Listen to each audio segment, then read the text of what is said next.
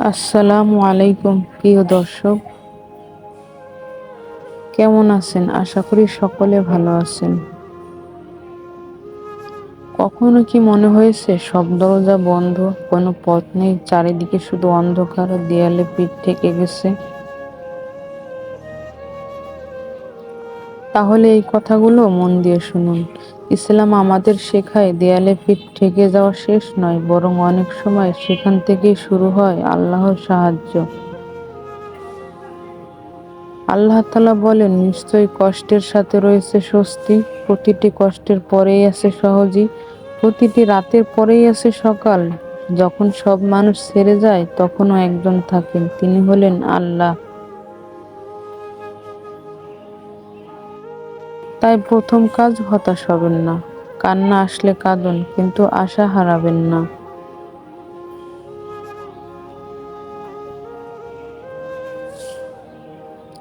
কারণ একজন মুমিন কখনো আল্লাহর রহমত থেকে নিরাশ হয় না। দ্বিতীয় কাজ, সিজদায় পড়ে যান, মানুষের কাছে নয়, আল্লাহর কাছে অভিযোগ করুন। তাকে বলুন আপনার কষ্টের কথা, আপনার ভাঙা হৃদয়ের কথা, আপনার অসহায়ত্বের কথা। কারণ তিনি সব শোনেন, সব বোঝেন, সব জানেন। তৃতীয় কাজ, নামাজকে শক্ত করে ধরুন।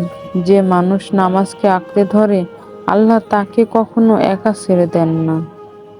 সমস্যা হয়তো সঙ্গে সঙ্গে দূর হবে না, কিন্তু হৃদয়ের শক্তি চলে আসবে। চতুর্থ কাজ, তাওয়াক্কুল করুন, অর্থাৎ আল্লাহর উপর পূর্ণ ভরসা রাখুন। আপনার কাজ আপনি করুন, আর ফলাফলের দায়িত্ব আল্লাহর হাতে ছেড়ে দিন। মনে রাখবেন, সমুদ্রের সামনে দাঁড়িয়েছিলেন মুসা আলাইহিসসালাম, পিছনে ছিল ফিরআউনের বিশাল বাহিনী। দেখতে মনে হচ্ছিল সব শেষ, কিন্তু আল্লাহ সমুদ্রকে দ্বিখণ্ডিত করে পথ বের করে দিলেন। যেখানে মানুষ কোনো রাস্তা দেখে না, আল্লাহ সেখানে রাস্তা তৈরি করে দেন। পঞ্চম কাজ, গুনাহ থেকে তওবা করুন, কারণ অনেক সময় তওবাই হয়ে যায় নতুন জীবনের শুরু।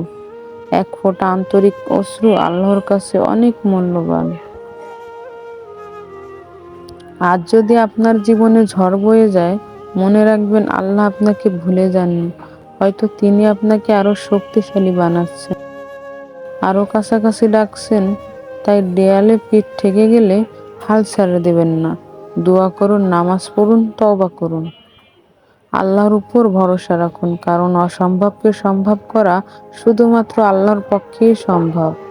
আর মনে রাখবেন, যখন আপনি ভাবেন সব শেষ, তখন হয়তো আল্লাহ নতুন অধ্যায় শুরু করেন। আল্লাহ আমাদের সবাইকে ধৈর্য, ঈমান এবং তার উপর পূর্ণ ভরসা করার তৌফিক দান করুন। আমিন।